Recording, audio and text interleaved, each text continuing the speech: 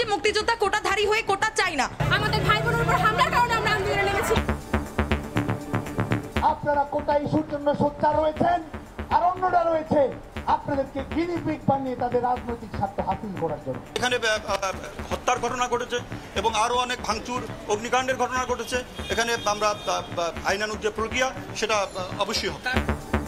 শিক্ষার্থীদের নিরাপত্তা বিবেচনায় বৃহস্পতিবার স্থগিত এইচএসসি পরীক্ষা, সারা দেশে স্কুল কলেজ বন্ধ ঘোষণা। দেখছিলেন প্রধান শিরোনাম, রাতের সময়ে সঙ্গে আছি আমি জাফর সাদিক। এবার অন্যান্য শীর্ষ সংবাদ। কোটা সংস্কারকারীদের যৌক্তিক দাবি নস্যাৎ করতেই হামলা ছাত্রলীগের, দাবি মির্জা ফখরুলের। শিক্ষার্থীদের উস্কে দিচ্ছে দেশবিরোধীরা, বললেন ওবায়দুল কাদের।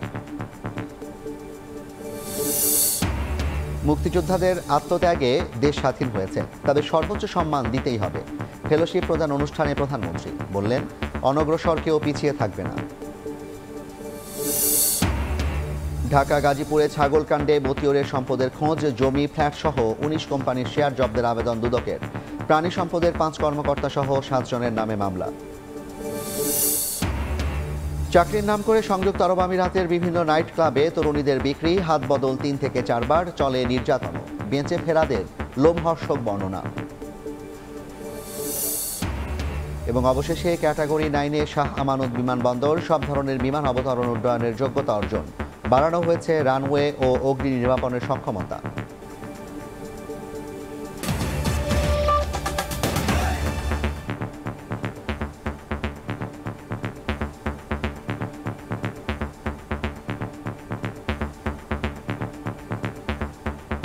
গুলশানে ব্রিফিং করছেন বিএনপি মহাসচিব মির্জা ফখরুল ইসলাম আলমগীর। সরাসরি যাচ্ছি সেখানে। সকল আন্দোলনের পক্ষে আমি মির্জা ফখরুল ইসলাম আলমগীর, মহাসচিব বাংলাদেশ জাতীয় দল। ধন্যবাদ। আমরা আগামীকাল আমাদের এই যে যৌথ আন্দোলনে, যুগপৎ আন্দোলনে থাকা রাজনৈতিক দলসমূহের আমরা আগামীকাল বাইতুল মুকাররমে বাদ জোহর অর্থাৎ দুপুর 1:30 মিনিটে গায়েবী জানাজা, যারা নিহত হয়েছেন তাদের রুহের মাগফিরাত কামনার জন্য গায়েবী জানাজা বাইতুল মুকাররমে অনুষ্ঠিত হবে। এবং এই প্রোগ্রামটা সারা দেশে আমরা গায়েবী জানাজা পড়ার জন্য আহ্বান জানাচ্ছি। ধন্যবাদ। বাইতুল মোকাররমের উত্তর গেট এই গায়েবানা জানাজাটা হবে। এটা বাংলাদেশের নাগরিকদেরকে, জনগণকে, আমরা অভিভাবকদেরকে আমরা আহ্বান জানাচ্ছি, সবাই আমরা সম্মিলিতভাবে দাঁড়াই ছাত্রদের। ঢাকা বিশ্ববিদ্যালয়ে এখন থমথমে অবস্থা বিরাজ করছে, সেখানে আছেন রিপোর্টার বুলবুল রেজা। সরাসরি যাচ্ছি তার কাছে। রেজা,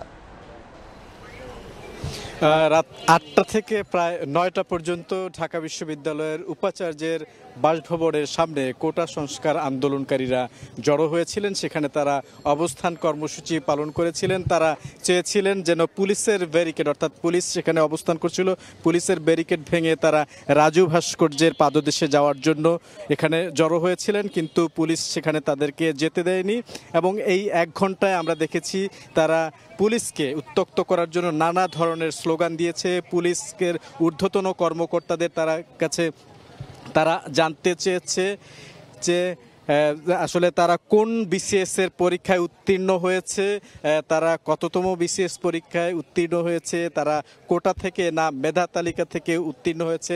এই ধরনের নানা রকম প্রশ্ন পুলিশ কর্মকর্তাদের কিন্তু তারা কাছে জানতে চেয়েছেন। পাশাপাশি এখানে যারা দায়িত্বরত পুলিশের কর্মকর্তা ছিলেন তাদেরকে কাপুরুষ, তাদেরকে বোবা, এই ধরনের কথাও কিন্তু বলেছেন পুলিশ। আমরা যতটুকু দেখেছি একদম কাছ থেকে অত্যন্ত ধৈর্যের সঙ্গে কিন্তু এই বিষয়গুলোকে মোকাবেলা করেছেন। কোনো ধরনের উত্তর তারা দেননি।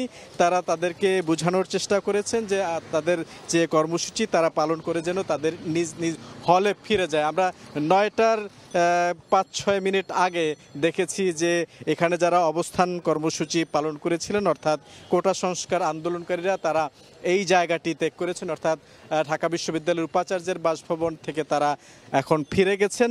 তারা যেটি অনানুষ্ঠানিকভাবে অর্থাৎ মৌখিকভাবে জানিয়েছেন, গণমাধ্যমে কথা বলেননি, যে তাদের আগামীকালকের যে কর্মসূচি বা পরবর্তী কর্মসূচি কি হবে সেটি আমরা জানতে চেয়েছিলাম। তারা যেটি জানিয়েছেন যে আপাতত আপাতত আজকে তারা কোনো ধরনের কর্মসূচি পালন করবেন, কর্মসূচির ঘোষণা দিবেন না, অর্থাৎ আগামীকাল কি কর্মসূচি সেটির ঘোষণা দিবেন না। আগামীকালকে আশুরা, এই উপলক্ষে তারা আগামীকালকে পরবর্তী যে কর্মসূচি রয়েছে সেই কর্মসূচি তারা ঘোষণা করবে। তাদের যারা আন্দোলনকারী রয়েছেন, এখানে যারা সমন্বয়ক বা অন্য যারা নেতাকর্মী রয়েছেন তাদের সঙ্গে আলোচনা করবেন। আলোচনা করার পরপরই কিন্তু তারা হয়তো আগামীকাল সংবাদ সম্মেলন বা অন্য কোনো উপায়ে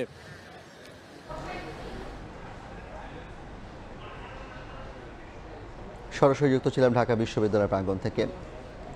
সহিংসতায় এখন পর্যন্ত 5 শতাধিক ছাত্রলীগ কর্মী আহত হয়েছেন বলে দাবি করেছেন সংগঠনের সভাপতি সাদ্দাম হোসেন। ঢাকা বিশ্ববিদ্যালয়ের রাজু ভাস্কর্যে অবস্থান কর্মসূচি পালনের সময় গণমাধ্যমকে তিনি এ তথ্য দেন। নিজ নিজ প্রতিষ্ঠানে ছাত্রলীগ কর্মীদের পাহারা বসানোর আহ্বান জানিয়ে সাদ্দাম বলেন, আন্দোলনের নামে সাধারণ শিক্ষার্থীদের গিনিপিগ বানাতে চায় জামায়াত শিবির।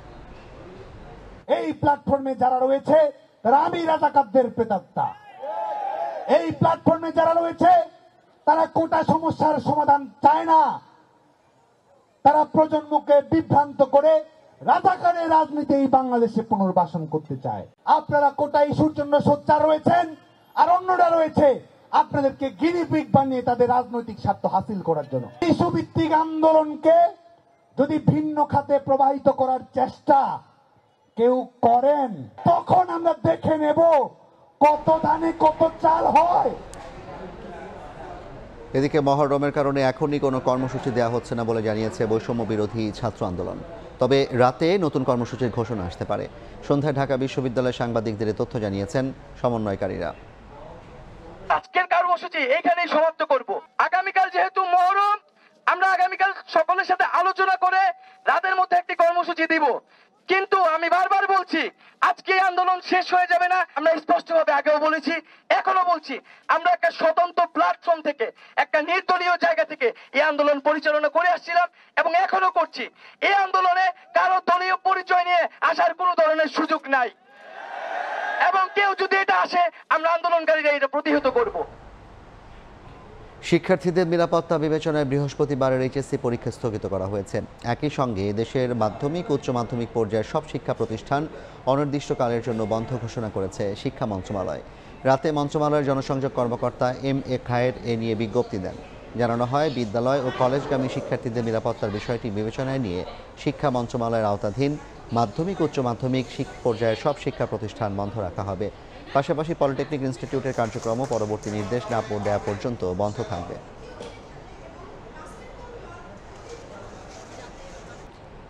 যারা নিজেদের রাজাকার দাবি করে স্লোগান দিয়েছে তাদের চিহ্নিত করা হচ্ছে বলে জানিয়েছেন আওয়ামী লীগ নেতারা। বাংলাদেশ বিরোধী এমন অবস্থান সহ্য করা হবে না জানিয়ে সরকারের 3 মন্ত্রী বলেন, বিএনপি জামায়াত কোটা সংস্কার আন্দোলনের ফায়দা লোটার চেষ্টা করছে। রাজধানীতে আলাদা অনুষ্ঠানে এ মন্তব্য করেন তারা। 16 জুলাই বঙ্গবন্ধু কন্যা শেখ হাসিনার কারাবন্দী দিবস। 2007 সালের এই দিনে তৎকালীন বিরোধী দলীয় নেতা শেখ হাসিনাকে গ্রেফতার করে 1/11 সরকার। এই উপলক্ষে তেজগাঁওয়ে আলোচনা সভার আয়োজন করেছে ঢাকা জেলা আওয়ামী লীগ। এতে অংশ নিয়ে দলটির যুগ্ম সাধারণ সম্পাদক হাসান মাহমুদ বলেন, শিক্ষার্থীদের এই আন্দোলনে ফায়দা নেওয়ার চেষ্টা করছে বিএনপি জামায়াত। যারা এই রাজাকারের পক্ষে স্লোগানের নেতৃত্ব দিয়েছে তাদেরকে চিহ্নিত করা হচ্ছে। তরুণদেরকে বিভ্রান্ত করার চেষ্টা করছে। যারা মুক্তিযুদ্ধের বেদিমূলে মুক্তিযুদ্ধের চেতনায় আঘাত হানছে তাদের বিরুদ্ধে রাজপথে থাকতে হবে, দেশ পাহারা দিতে হবে, ব্যবস্থা গ্রহণ করতে হবে।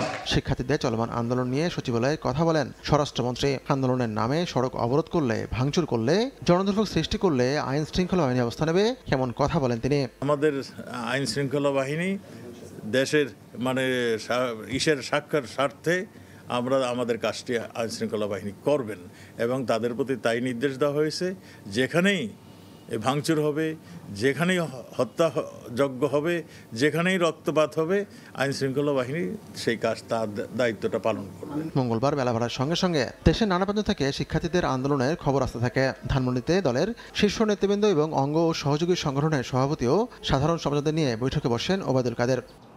এই আন্দোলনকারীরা পরে সংবাদ সম্মেলনে তিনি বলেন, আজ শিক্ষার্থীরা যে আন্দোলন করছে সেটির নেতৃত্বে আছে তারেক রহমান। প্রধানমন্ত্রীর বক্তব্য বিকৃত করা হচ্ছে বলে মন্তব্য করেন আওয়ামী লীগ সাধারণ সম্পাদক। এই আন্দোলনের মধ্য দিয়ে যারা ক্ষমতার মঞ্চে পরিবর্তনের দিবা স্বপ্ন দেখছেন, এই স্বপ্ন উবে যাবে। স্বাধীনতা সার্বভৌমত্বকে যেই আন্দোলন টার্গেট করে, মুক্তিযুদ্ধকে টার্গেট করে, সেই আন্দোলন আমরা মোকাবিলা করব। মুক্তিযুদ্ধ ও বাংলাদেশের পক্ষে অবস্থান না নিয়ে রাজাকারদের পক্ষে অবস্থান কেন শিক্ষার্থীদের দিকে, এমন প্রশ্ন ছুড়ে দেন ওবায়দুল কাদের। শিক্ষক শিক্ষার্থীদের রক্তস্নাত। হাতিকুর রহমান তমাল, সময় সংবাদ, ঢাকা। যাদের ত্যাগের মাধ্যমে স্বাধীন হয়েছে দেশ, সেই বীর মুক্তিযোদ্ধাদের যুগ যুগ ধরে সর্বোচ্চ সম্মান দিতেই হবে। সকালে প্রধানমন্ত্রী ফেলোশিপ 2024 প্রদান অনুষ্ঠানে কথা বলেন সরকার প্রধান শেখ হাসিনা। একই সঙ্গে প্রতিবন্ধী ক্ষুদ্র নৃগোষ্ঠীর প্রতি সরকার সহানুভূতিশীল জানিয়ে প্রধানমন্ত্রী বলেন, দেশের কোনো জনগোষ্ঠী যাতে পিছিয়ে না থাকে সেদিকেই নজর দিচ্ছে সরকার। কেউ জনপ্রশাসনের কর্মকর্তা, কেউ বা কলেজ বিশ্ববিদ্যালয়ের শিক্ষক, কেউ শিক্ষার্থী, আছেন প্রাথমিক বিদ্যালয়ের সহকারী শিক্ষকও। তাদের সবাই হার্ভার্ড, অক্সফোর্ড, স্ট্যানফোর্ডের মতো বিশ্বের প্রথম সারির বিশ্ববিদ্যালয়ে উচ্চশিক্ষা নিতে যাচ্ছেন প্রধানমন্ত্রী ফেলোশিপের আওতায়। মঙ্গলবার প্রধানমন্ত্রী কার্যালয়ে চলতি বছর স্নাতকোত্তর পর্যায়ে 38 জন ও পিএইচডিতে 11 জন নির্বাচিত ফেলোর হাতে প্রধানমন্ত্রী ফেলোশিপ অ্যাওয়ার্ড তুলে দেন সরকার প্রধান শেখ হাসিনা। এ সময় গবেষণা, মানব সম্পদ ও শিক্ষার মান উন্নয়নে আওয়ামী লীগ সরকারের নানামুখী পদক্ষেপ তুলে ধরেন প্রধানমন্ত্রী। বলেন, 96-এ সরকার গঠনের পর ফেলোশিপ দেওয়া শুরু করলেও ক্ষমতার পালাবদলে তা বন্ধ করে দেওয়া হয়েছিল। আর এসবের পুনরাবৃত্তি রুখতে ভবিষ্যতে ট্রাস্ট ফান্ড গঠনের পরিকল্পনার কথা তুলে ধরেন শেখ হাসিনা। 2001-এ সরকার আসতে পারলাম না, বিএনপি ক্ষমতা এসেই আমাদের সেই ফেলোশিপটা বন্ধ করে দিল। এই বন্ধ করার ফলে অনেকে মাঝপথেই তাদের ওখান থেকে ছেড়ে চলে আসতে হয়েছিল, আর অনেকে কষ্ট করে থেকে গিয়েছিল সে সম্পন্ন করতে, আর অনেকে যাবার সুযোগই পায়নি। সরকারি চাকুরিতে কোটা তুলে দেওয়ার দাবিতে যখন মাঠে নেমেছে একদল শিক্ষার্থী, তখন সরকার প্রধানের সাফ বার্তা, পিছিয়ে থাকা জনগোষ্ঠীর প্রতি সহানুভূতিশীল থাকবে সরকার, আর সর্বোচ্চ সম্মান দিতে হবে বীর মুক্তিযোদ্ধাদেরও। কোনো কেউ অবহেলিত থাকবে না। আমাদের এখানে ক্ষুদ্র নৃগোষ্ঠী আছে, প্রতিবন্ধী আছে, অটিস্টিক আছে, এবং তাদের সকলেরই প্রতি আমাদের যথেষ্ট সহানুভূতিশীল আমরা, তারা যেন সমাজের সব রকম সুযোগ সুবিধা পায়। আর সবচেয়ে বড় কথা, যারা মুক্তিযোদ্ধা তাদের এই আত্মত্যাগের মধ্য দিয়েই আমাদের বিজয় অর্জিত হয়েছে, কাজে তাদের সবসময় সর্বোচ্চ সম্মান দিতে হবে। আমি জানি এর মধ্যে অনেকেই হয়তো আমাদের দলের সমর্থন নাই, অন্য জায়গায় চলে গেছেন, বা অনেকের অনেক কিছু থাকতে পারে, যে যেখানেই যাক সেটা আমার কাছে বিবেচ্য না। আমার কাছে বিবেচ্য যে তারা তাদের সর্বস্ব ত্যাগ করে এই দেশকে স্বাধীন করে বিজয় এনে দিয়েছে। এ সময় জনগণ যাতে প্রকৃত সেবা পায় তা নিশ্চিতে প্রশাসনের কর্মকর্তাদের তাগিদ দেন সরকার প্রধান। ফারুক ভিয়া, রবিন, সময় সংবাদ, ঢাকা। এনবিআরের সাবেক কর্মকর্তা মতিউরকে প্রয়োজনে গ্রেফতার করা হবে। তার আরও সম্পদের খোঁজ পেয়ে সেগুলো জব্দ ও ফ্রিজ করতে তৃতীয় দফায় আদালতে আবেদন করার পর একথা জানিয়েছে দুদক। এদিকে সাদিক আগ্রো স্বত্বাধিকারী ও প্রাণী সম্পদ অধিদপ্তরের 5 কর্মকর্তা সহ 7 জনের বিরুদ্ধে মামলা করেছে সংস্থাটি। তাদের বিরুদ্ধে যোগসাজশের মাধ্যমে 15টি ব্রাহ্মা জাতের গরু সাদিক এগ্রোকে হস্তান্তরের অভিযোগ আনা হয়েছে। বিস্তারিত জানাচ্ছেন আতাউর কাউসার।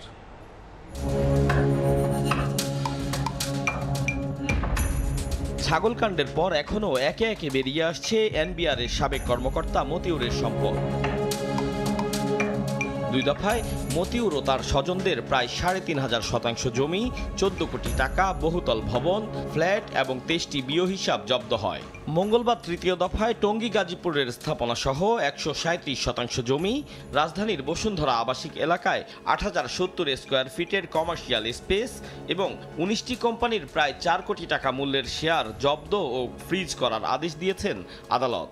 আমরা এর আগেও 2 দফায় যেটি পেয়েছি সেটি বিজ্ঞ আদালতের নির্দেশক্রমে আমরা কিন্তু অবগত করেছি এই আজকে আমরা নতুন করে যেটি পেয়েছি এটিও কিন্তু আমরা বিজ্ঞ আদালতে দাখিল করেছি, এটি অবরুদ্ধ করার জন্য, এবং বিজ্ঞ আদালতের যে নির্দেশনা অনুযায়ী আমরা সেভাবে কাজ করি। আমাদের অনুসন্ধান টিম অবশ্যই আপনারা জানেন যে যদি মনে করে যে তাকে গ্রেপ্তার করা দরকার, অবশ্যই তাকে গ্রেপ্তার করবে।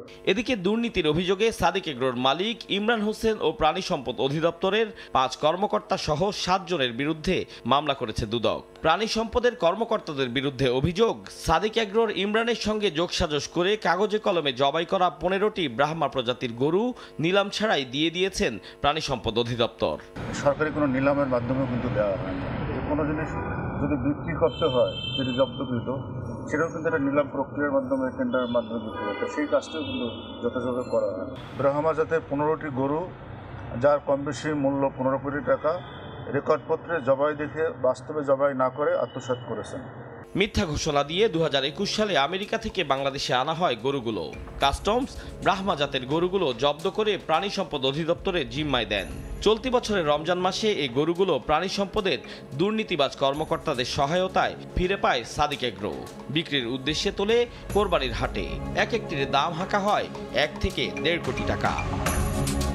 আতাউর কাউসার, সময় সংবাদ, ঢাকা। ভিজিট ভিসায় চাকরির নাম করে তরুণীদের পাচার করা হচ্ছে সংযুক্ত আরব আমিরাতে। বিক্রি করা হয় দুবাই, শারজাহ, আবুধাবির বিভিন্ন নাইট ক্লাবে। যৌনদাসী হিসেবে গড়ে 3 থেকে 4 বার বিক্রি করা হয়। চলে অকথ্য নির্যাতন। মুক্তিপণের টাকা না দিলে হত্যা করা হচ্ছে ভুক্তভোগীদের। সংঘবদ্ধ পাচারকারী চক্রের হাত থেকে অর্ধমৃত হয়ে বেঁচে ফেরা 2 নারীর জবানবন্দিতে উঠে এসেছে লোমহর্ষক কাহিনী। এদিকে মানব পাচারের ঘটনায় করা 96% মামলাতেই আসামিদের খালাস পাওয়ার ঘটনা উদ্বেগজনক বললেন অ্যাটর্নি জেনারেল। মার্জিয়া মুমুর রিপোর্ট। ছিলাম, হাজবেন্ড কিন্তু অসুস্থ, তার পুরো শরীরে টিউমার, ডায়াবেটিস, হার্টের সমস্যা। এই কারণে আমি চিন্তা করছি যে আমার একটা বাচ্চা, তার যদি ভালো চিকিৎসা করি তাহলে আমার টাকার প্রয়োজন। ওই চিন্তা করে আমি বাইরের উদ্যোগ নিয়েছিলাম, কিন্তু আসলে যাই দেখি সবটাই ভুল, আরো খারাপ হয়েছে আমার সাথে।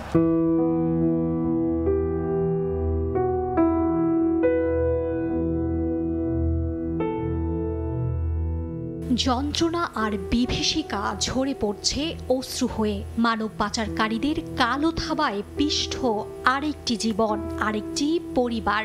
অসুস্থ স্বামীর চিকিৎসা, সন্তানের পড়াশোনা আর সংসারের হাল ধরতে হিমশিম খাওয়া ফাতিমাকে পূর্ব পরিচিত এক নারী প্রতিবেশী প্রস্তাব দেয় সংযুক্ত আরব আমিরাতে ভালো বেতনে রেস্তোরাঁয় চাকরির সুযোগ। ঢাকা থেকে দুবাইয়ের দেইরা এলাকায় পৌঁছালে উপকারী ব্যক্তির মুখোশ উন্মোচিত হয়। ফাতিমার গন্তব্য হয় একটি নাইট ক্লাবে। রোহান ভাই জয়বুল ভাইয়ের কাছে আমার পাঠাইছে দুবাই। যাই দেখি কোনো রেস্টুরেন্ট না, ওইটা ডান্স ক্লাব। কথা না শুনলে আমার মায়ের দৌড়, খাবারের সাথে ওষুধ খাওয়াই দিত। আমরা একটা রুমে 28টা মেয়ে ছিলাম। 4.5 মাসের নরক যাত্রায় নাইট ক্লাব থেকে শারজাহ, আবুধাবিতে ফাতিমা বিক্রি হয় আরও 3 বার। মাথা গোজার ঠাই ভিটে বিক্রি করে মুক্তিপণের 2 লক্ষ টাকা দিয়ে আধ মরা হয়ে দেশে ফেরত আসেন ভুক্তভোগী নারী। তার ভাষ্য, তিনি বেঁচে ফিরলেও বন্দিশালায় প্রাণ হারিয়েছেন অনেকে। অর্ধশত তরুণী এখনো বন্দী পাচারকারীদের হাতে। শাস্তি এমন শাস্তি দেয় যেন ওইগুলো দেখে মানুষ ভয় পায়, যে নেক্সটের জন্য কোনো মেয়ে বাইরে পালানোর জন্য আর উদ্যোগ নেয় নাই। কিস্তিতে গাড়ি ছিল, ওটাকে বিক্রি করে ডেমরা স্টাফ কোয়ার্টার তাদের টাকা দিচ্ছে 1 লাখ, আর চিরাং যে দালাল আছে ওরা দিচ্ছে 1 লাখ।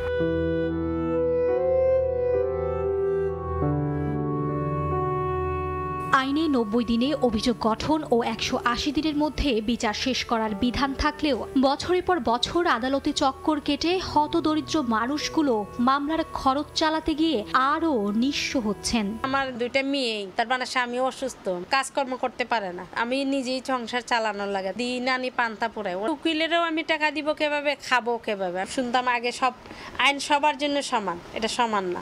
বর্তমানে 10 বছরেরও বেশি সময় ধরে বিচারাধীন রয়েছে ভুক্তভোগীদের করা 145টি মামলা। 5 বছরের বেশি সময় ধরে বিচারাধীন মামলার সংখ্যা 478টি। এমন অবস্থা উদ্বেগজনক বললেন রাষ্ট্রের প্রধান আইন কর্মকর্তা। অবশ্যই উদ্বেগজনক। এই কারণে উদ্বেগজনক আমি বলি যে যদি সঠিকভাবে সাক্ষ্যগুলো উপস্থাপন করা না হয়, সেই ক্ষেত্রে আসামিরা খালাস পেয়ে যায়। এটাকে যেন অত দ্রুততার সাথে বিচারটা হয় এবং মানুষজন, সাধারণ মানুষ যারা প্রতারিত হচ্ছে তারা যেন বিচার পায়। 2023 সালের জানুয়ারি থেকে সেপ্টেম্বর নাগাদ দেশের বিভিন্ন আদালতে নিষ্পত্তি হওয়া 332টি মামলার মধ্যে 316টিতেই সব আসামি খালাস পেয়েছে। মার্জিয়া মুমু, সময় সংবাদ, ঢাকা। আন্তর্জাতিক রূপ পাওয়ার 2 যুগ পর অবশেষে ক্যাটাগরি 9-এ উন্নীত করে সব ধরনের বিমান অবতরণ এবং উড্ডয়ন সক্ষমতার ঘোষণা দিয়েছে চট্টগ্রাম শাহ আমানত বিমানবন্দর কর্তৃপক্ষ। এয়ারলাইন্সগুলোর চাহিদা অনুযায়ী রানওয়ে সামর্থ্য 64 থেকে 90 PCN-এ উন্নীত করার পাশাপাশি স্পেন থেকে আনা হয়েছে অত্যাধুনিক 3টি fire fighting vehicle. Shakhawat Tripura ক্যামেরায় বিস্তারিত জানাচ্ছেন কমল দে। চট্টগ্রাম শাহ আমানত বিমানবন্দরের রানওয়েতে পানি ছিটাতে ছিটাতে দ্রুত গতিতে ছুটে চলছে ফায়ার ফাইটিং ভেহিকেল, যেন বড় কোনো বিপর্যয় প্রতিরোধের চেষ্টা তাদের। ইন্টারন্যাশনাল রুটের বড় ফ্লাইট নামাতে আগে সক্ষমতা বাড়ানো হয়েছিল, রানওয়ের প্রয়োজন ছিল অগ্নি নির্বাপন ব্যবস্থার সক্ষমতা বাড়ানো। এরই অংশ হিসেবে বিদেশ থেকে আনা হয়েছে 3টি অত্যাধুনিক গাড়ি।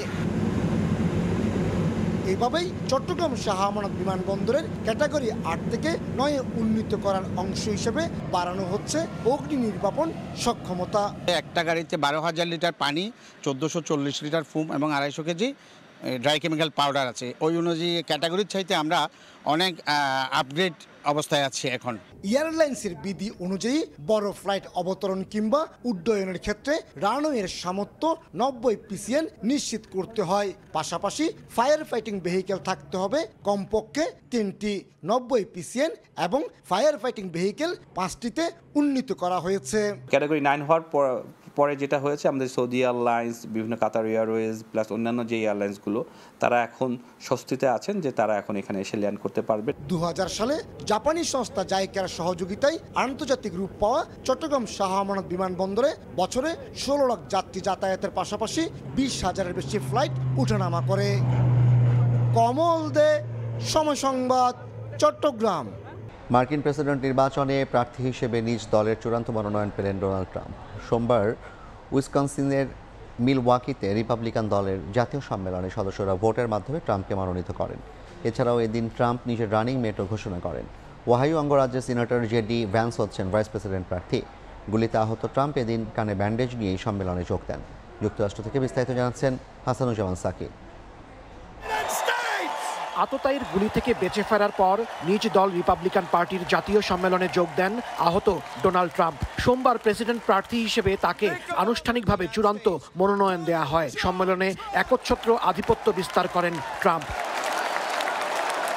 তিনি কতটা জনপ্রিয় তার প্রমাণ মেলে ভোটাভুটিতে। প্রায় 2,500 প্রতিনিধির সবকটি ভোটেই পেয়েছেন সাবেক প্রেসিডেন্ট। কোনো প্রতিদ্বন্দ্বিতা না থাকলেও প্রয়োজনীয় সংখ্যক 1,215টি ভোটের দরকার ছিল ট্রাম্পের। নিজের ছেলে এরিক ট্রাম্প যখন ফ্লোরিডার প্রতিনিধিদের ভোটের ফলাফল ঘোষণা করেন, তখনই চূড়ান্ত হয়ে যায় ট্রাম্পের প্রার্থিতা। এর আগে ট্রাম্প নিজের রানিং মেট হিসেবে ওহাইওর সেনেটর জেডি ভ্যান্সের নাম ঘোষণা করেন। পরে রিপাবলিকান ডেলিগেটরা 39 বছর বয়সী তরুণ এই রাজনীতিককে ভোট দিয়ে তার মনোনয়ন চূড়ান্ত করেন। রিপাবলিকান দলের জাতীয় সম্মেলনের প্রথম দিনেই ডোনাল্ড ট্রাম্প আরও একটি সুখবর পেয়েছেন। তার বিরুদ্ধে রাষ্ট্রীয় গোপন নথি নিজের কাছে রেখে দেওয়ার মামলা খারিজ করে দিয়েছে আদালত। ট্রাম্প এরপর আশা করছেন তার বিরুদ্ধে অন্যান্য মামলাগুলোও একে একে খারিজ হয়ে যাবে এবং তিনি খুব দ্রুতই আইনি জটিলতা থেকে মুক্ত হবেন। এদিকে রিপাবলিকান দলের জাতীয় সম্মেলনের পরে এখন সবার দৃষ্টি আগামী মাস অগাস্টের 19 তারিখের দিকে, যেখানে শিকাগো শহরে ডেমোক্র্যাট পার্টির জাতীয় সম্মেলন অনুষ্ঠিত হবে। সেখানেই চূড়ান্ত হবে জো বাইডেন কি প্রতিদ্বন্দ্বী হচ্ছেন ডোনাল্ড ট্রাম্পের, নাকি নিজে প্রার্থিতা প্রত্যাহার করে নিচ্ছেন। আর তিনি যদি প্রার্থিতা প্রত্যাহার করে নেন, তাহলে কে হবেন ডেমোক্র্যাট দলের প্রেসিডেন্ট, এ নিয়েই এখন আলোচনা সর্বত্র। হাসানুজ্জামান সাকি, সময় সংবাদ, যুক্তরাষ্ট্র। বিশ্বকাপ ব্যর্থতা নিয়ে আর কোনো ব্যবচ্ছেদ নয়। টাইগার অধিনায়ক নাজমুল হোসেন শান্ত চোখ আসন্ন পাকিস্তান সফরে। দেশটির মাটিতে এখনও কোনো ম্যাচ জিততে না পারলেও এবার টেস্ট সিরিজে লড়তে চান সমানভাবে। মুশতাক আহমেদের বিদায় চিন্তায় ফেলেছে শান্তকেও। রিশাদকে নিয়ে উচ্ছ্বাস ঝরলেও বলেছেন বাস্তবতা মেনে এখনই লাল বলে এই লেগিকে নিয়ে ভাবছেন না তারা। ভুলতে চাইলেই কি ভোলা যায়? তবে ভালো হোক কিংবা খারাপ, অতীতের কোনো সিরিজ কিংবা টুর্নামেন্ট নিয়ে কথা বলতে ভীষণ অনীহা টাইগার কাপ্তান নাজমুল হোসেন শান্তর, যার চোখ এখন শুধুই পাকিস্তান সফরে। বিশ্বকাপ শেষে প্রথমবারের মতো গণমাধ্যমের মুখোমুখি, মানছেন ব্যাটিং দৈন্যতাই বড় চিন্তার। তবে এইচপি ইউনিটের অনেকেই অস্ট্রেলিয়ায়, বাকিরা প্রস্তুতি সারবেন চট্টগ্রামে। পাকিস্তান সিরিজ চ্যালেঞ্জিং হলেও আস্থা রাখছেন অভিজ্ঞতায়, লড়তে চান সমান তালে। প্ল্যানিং ওয়াইজ খুব ভালোভাবে প্ল্যান করা আছে। এখন জাস্ট আমরা এই প্র্যাকটিস ম্যাচগুলো এবং আমাদের যাওয়ার আগে বেশ কিছু প্র্যাকটিস সেশনও থাকবে, এগুলো আমরা ঠিকমতো করে যত ভালোভাবে প্রিপেয়ার হতে পারি। এটা অবশ্যই অনেক চ্যালেঞ্জিং হবে, তারা খুবই ভালো দল, বাট আমার মনে হয় যে এই ফরম্যাটে আমাদের বেশ কিছু এক্সপিরিয়েন্স প্লেয়ার আছে। যদি আমি নাম মেনশন করি, মুশফিক ভাই, মমিনুল ভাই, সো আরও বেশ কিছু প্লেয়ার আছেন। সো আমরা যদি আমাদের ওই এক্সপিরিয়েন্সটা শো করতে পারি এবং আমাদের ওই স্ট্রেংথ অনুযায়ী খেলতে পারি, অবশ্যই এই সিরিজটা ভালো হবে। হতাশার ভিড়েও টি-20 বিশ্বকাপে বাংলাদেশের বড় অর্জন রিশাদ হোসেন, যার বদলে যাওয়ার পেছনে স্পিনিং বোলিং কোচ মুশতাক আহমেদের অবদান সবাই মানেন এক বাক্যে। কিন্তু হঠাৎ করে মুশতাকের বিদায় দুশ্চিন্তায় ফেলছে টাইগার অধিনায়ককে। যদিও রিশাদের পারফরমেন্সের পেছনে লোকাল কোচদের কৃতিত্ব দিতেও ভুললেন না শান্ত। আমি জানি না বোর্ডের সাথে কি ধরনের কন্ট্রাক্ট ছিল, সম্ভবত ওয়ার্ল্ড কাপ পর্যন্তই ছিল আমি যতটুকু জানি, বাট দারুণ কাজ করেছেন রিশাদ, খুবই কমফোর্টেবল ছিল, বাকি স্পিনারগুলো কমফোর্টেবল ছিল। বাট আমি শুধুমাত্র মুশতাক আহমেদ ওনাকেই ক্রেডিট দিতে চাই না, কারণ রিশাদ কিন্তু তারও আগে থেকে আমাদের লোকাল যে কোচিং স্টাফ ছিল তাদের কাছ থেকে কোচিং নিচ্ছিল। গুঞ্জন আছে পাকিস্তান সফরে দলের সঙ্গী হতে পারেন রিশাদ, তবে এই লেগিকে এখনই টেস্টের জন্য প্রস্তুত মনে করেন না নাজমুল হোসেন। এটা আমার মনে হয় সিলেক্টরকে জিজ্ঞেস করলে আরো বেটার হবে, বাট আমি যতটুকু আমার এক্সপিরিয়েন্স যতটুকু মনে হয়, আমার মনে হয় না এই মুহূর্তে রেড বলের জন্য ও পুরোপুরি রেডি। পাকিস্তানের বিপক্ষে টেস্ট সিরিজ খেলতে আগস্টের মাঝামাঝি দেশটি সফরে যাবে টাইগাররা। 2 ম্যাচ সিরিজের প্রথম ম্যাচ 21 আগস্ট। মাহবুব রিমন, সময় সংবাদ, ঢাকা। এ পর্যায়ের শীর্ষ সংবাদগুলো জানিয়ে দিচ্ছি আরেকবার। শিক্ষার্থীদের নিরাপত্তা বিবেচনায় বৃহস্পতিবারের এইচএসসি পরীক্ষা স্থগিত। সারা দেশে স্কুল কলেজ বন্ধ ঘোষণা করেছে শিক্ষা মন্ত্রণালয়।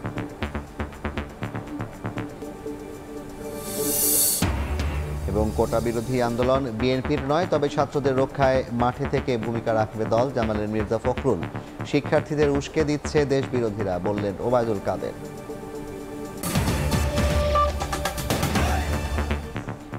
এই ছিল রাতের সময়, এরপর দেখবেন সম্পাদকীয়। সঙ্গে থাকুন সময়।